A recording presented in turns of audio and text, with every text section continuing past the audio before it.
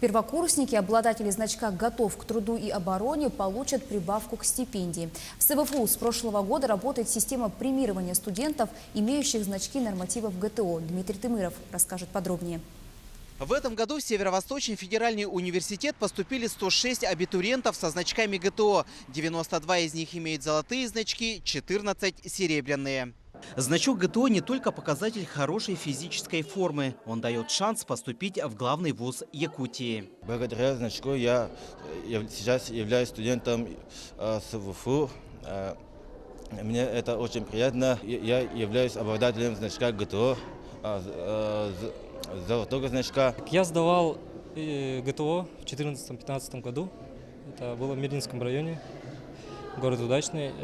Я решил это сдать, так как уже знал, что при поступлении в СВФУ это даст дополнительные баллы.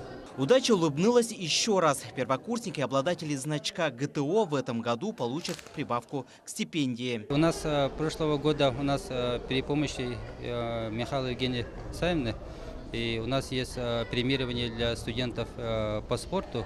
Они получают стипендию около 9 тысяч рублей. Но в этом году Евгения Савна поддержал первокурсников, которые ведет здоровый образ жизни. Сейчас спорт это же как уже бренд, уже мода входит, и ГТО тоже входит в свою моду. Напомним, раньше студенты из Северо-Восточного федерального университета получали повышенную стипендию только за научную работу и общественную деятельность. Теперь же здесь решили поддержать и фанатов здорового образа жизни. Дмитрий Тымыров, Григорий Охлопков, Якутск.